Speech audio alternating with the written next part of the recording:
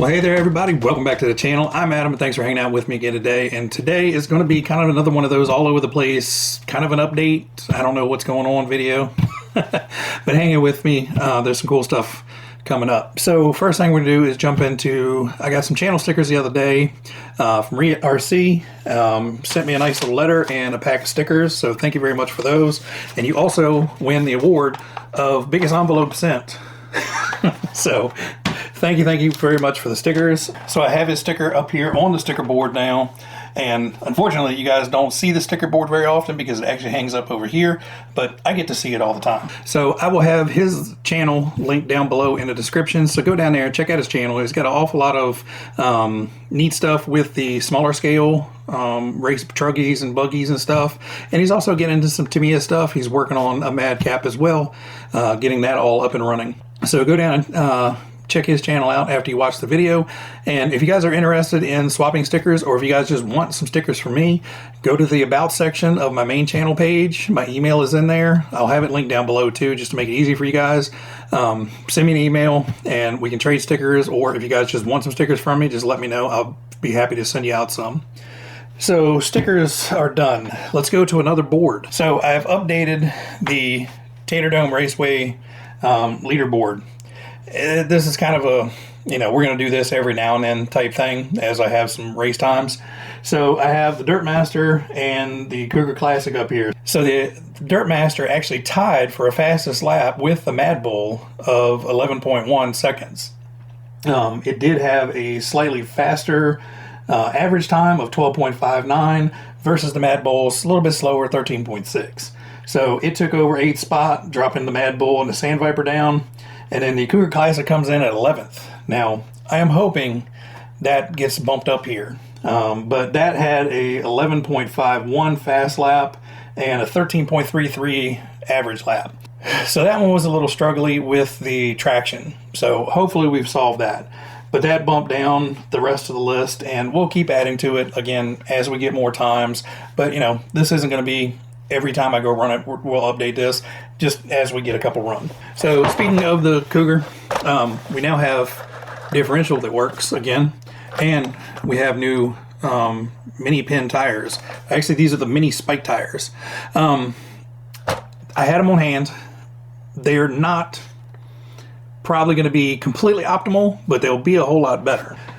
So I had put the stock ones, I put them back in a bag and stuck them away in storage, but they had the big knobby tires on, like the fronts, and the fronts seem to do fairly well. They grip well enough in the dirt. They slide a little bit, but they grip well enough in the dirt.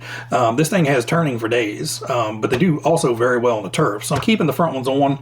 But we got a new set of wheels and the rear tires. Now these tires are not gonna, what I'm saying is they're not going to be optimal, is these are kind of more the four-wheel drive tires. They're a little bit narrower. The two-wheel drive would have been a little bit more broader at the top. These are a little bit more rounded over, but with all the additional smaller spikes and a little bit, grippier, softer flexibility to them, I think this will grip a whole lot better, even though they are a little bit narrower than the stock tires and some of the other two-wheel drive tires. So like I said, I had the tires on hand. I already had these in the bin over there. I just need to get some new wheels. I got those the other day, so now they're mounted up and ready to go, and we got the diff all sorted out, so it's firm back up and should go. Thanks everybody for the tips and suggestions, and just letting me know that I didn't do anything dumb, that this just happens. They break in and they get loose. So unfortunately you're seeing this video today instead of the last part of the painting video. So unfortunately the body is still covered in the protective coating, and we haven't got to the decals yet. I will get to them.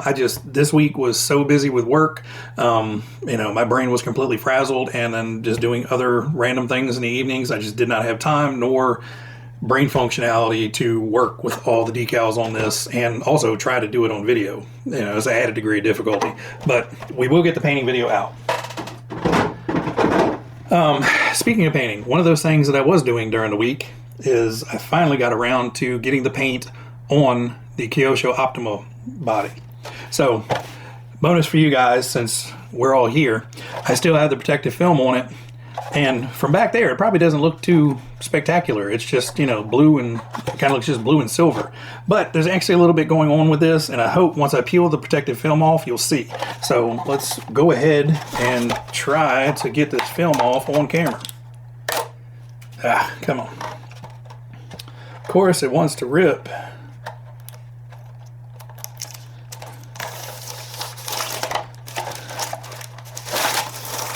There we go.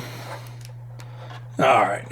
So, I don't know if the camera is picking it up, but basically we have the PS16 metallic blue, we have black, and then we actually have chrome accent on the hood, and then there is the Traxxas metallic silver on the side, and then there is the chrome separating the silver from the blue, and then there's a small black band around the bottom. Now, I do have a little bit of overspray on the outside, just where, you know, some of the film had kind of rolled over.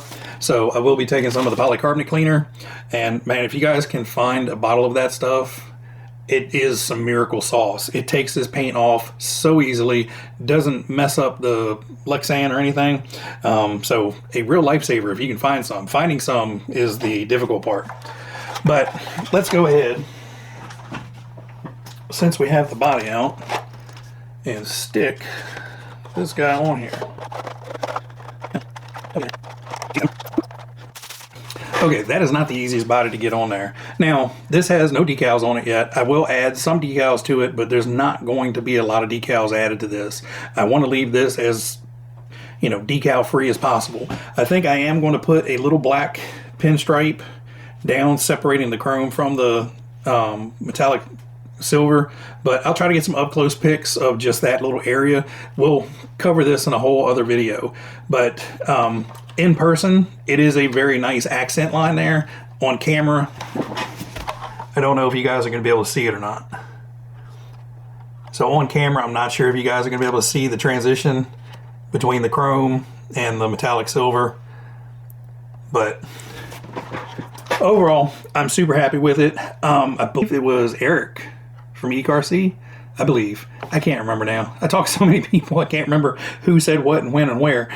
But I believe it was Eric sent me some pictures of how he painted his, and that's kind of the general theme of, you know, doing the top of the pods in the one color, and then the body and everything in the other. I'm sure it's been done 100 times before. It kind of follows a nice flow with the body lines.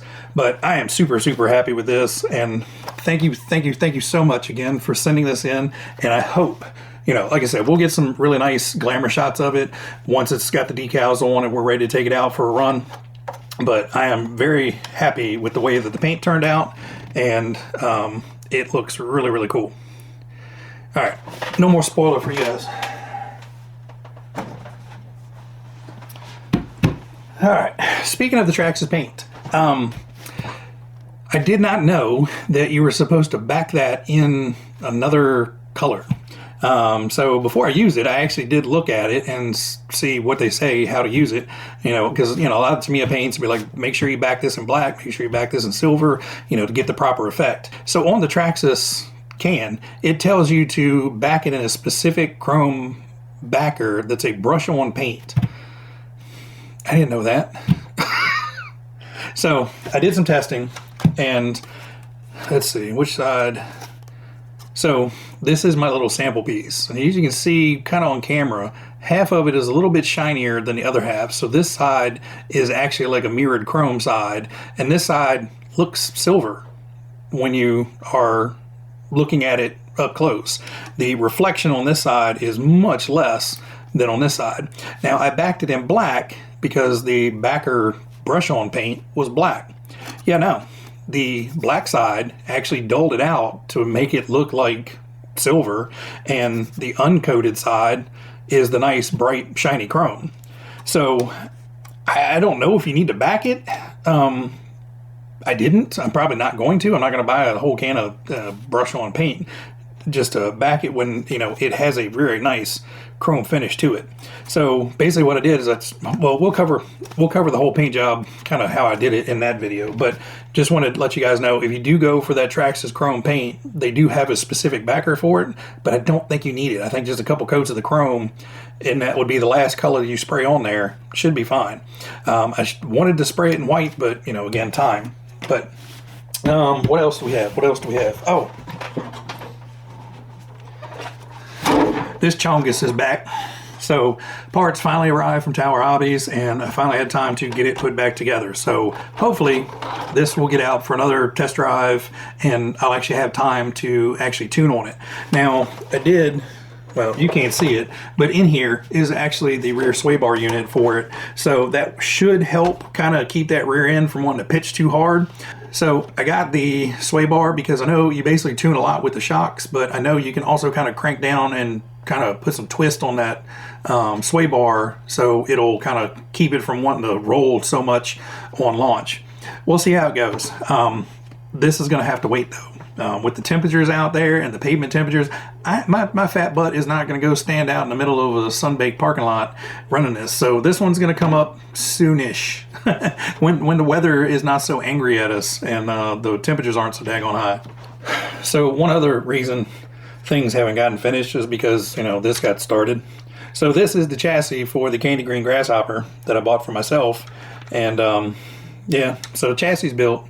The body, well, didn't have to paint the body, but you do have to paint the roll bars and the driver figure. So that is actually upstairs in the little painting area that I have upstairs. So the roll bar has been painted. I have to paint the lights and then finish painting the driver figure, and then that will be done, and I can get all that stuff put on here, and this will be done. And this is as far as it's going to go. It's got a servo in it to keep the front tires from wiggling around, and the motor's installed, but not going to do anything else with it. I don't plan on running this one. This one was just bought as a showpiece. You know, I have a Grasshopper that I can run if I want to. It has a 540 motor in there, so it's a little bit more fun. This just has a stock 370, 380, whatever it is, 370, 380 in it. So this one's just basically showpiece, but that got started. And then Eric, again from EcoRC, reached out. And if you guys have watched his recent videos, and if you haven't, go down in the link in the description after this and check his out as well. So he'd recently been working and got finished a Tamiya Celica GT4 body on the TT02 RS chassis. I can't remember what the designation is. I think it's R. But anyway, it's the hopped up TT02 chassis, so it already comes with a lot of the hop-up features on it. So if you're interested in that, go down, check his channel out. It's a cool video on that, and he shows how he went through doing the Celica GT4 body. Well, he had also bought the Celica GT4, and he didn't really have a need for it since he bought the other kit and then put the Celica GT4 body on it. So he took the ESC and the torque tune motor out of this kit and didn't have anything to do with it. So he asked me, you know, hey, you want this kit for a really reasonable price? And I said, okay, yeah, sure. Yeah. So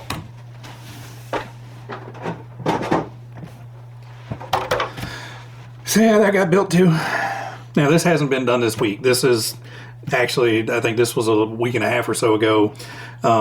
I just needed a break from everything and just said, hey, I'm going to go down and build that kit. So I did. So we have the kit that's all ready to go. I have all the electronics in there. Everything's working. I have the dust cover bag on this, and I also bought the larger foam bumper for the front, and then I took the front bumper off and put it in the rear. So now when the body goes on, and I will cut the body post down, I just haven't 100% made sure that this is where it's going to sit. But the front bumper is nice and flush with the body right now. The rear bumper actually hangs down. Now, to compensate for that, I actually put a 45-degree cut all the way around that bumper and then sanded it down so it's nice and smooth. So it kind of acts like a little diffuser back here. But isn't going to really help in any impact other than, you know, the body's only going to go but so far before it actually hits that bumper.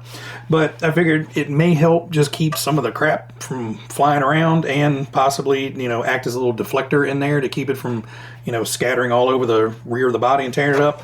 But anyway, this needs to get painted and decaled, and I am not in a huge hurry for that one because I know these decals are going to be a pain. And I've already got the Subaru to decal, I've got the Optima to decal, I've got the Madcap that I really need to get the body cut out for it, get that painted and get that decaled up, so that will be pretty much done. You know, I just keep adding fuel to the fire, that's all. Believe me, there's not going to be a shortage of stuff to talk about on the channel.